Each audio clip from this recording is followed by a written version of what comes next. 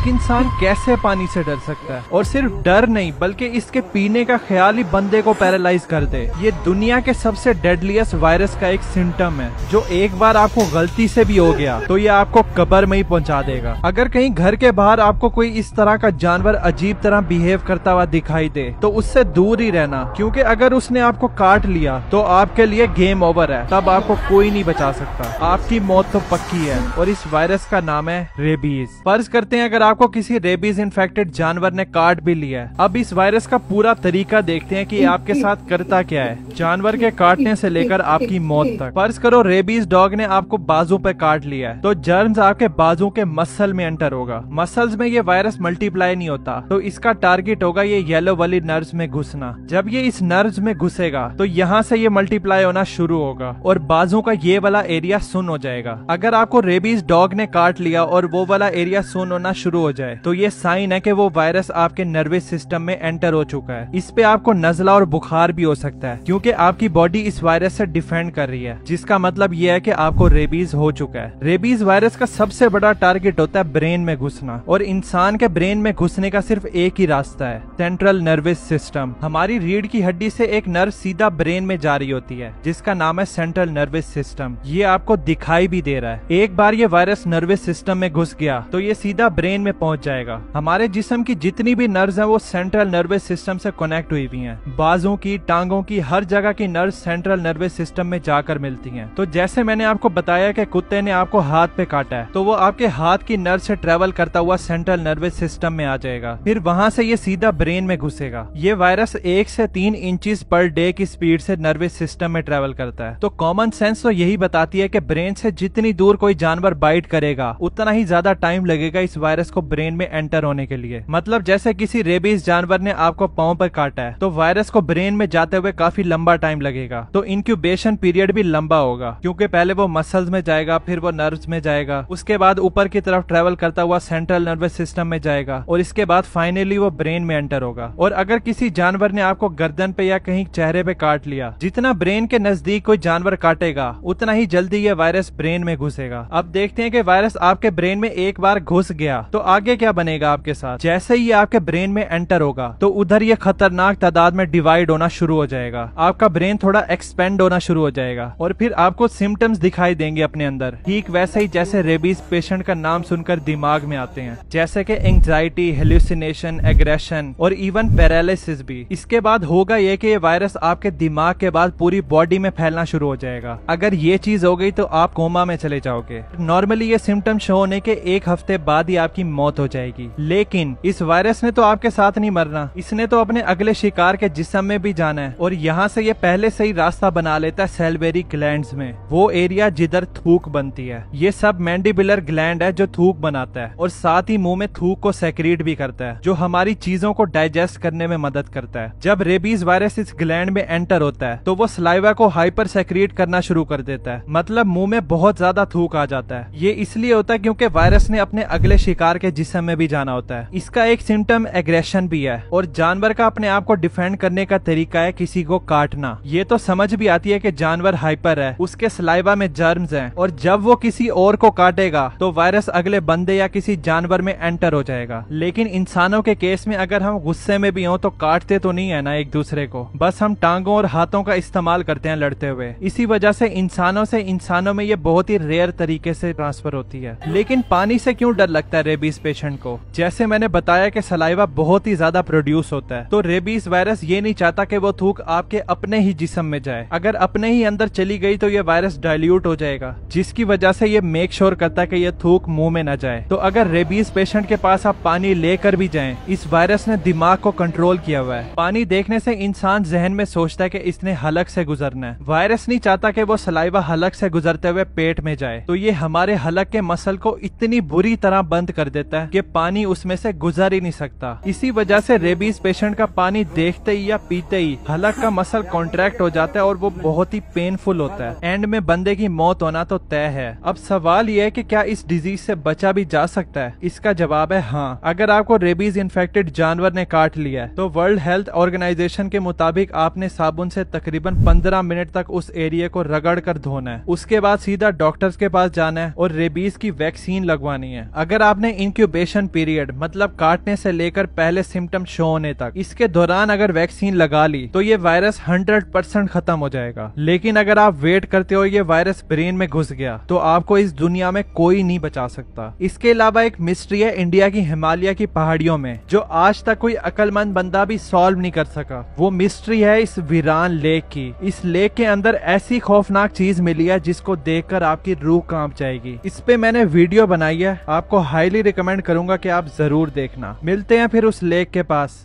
Thanks for watching.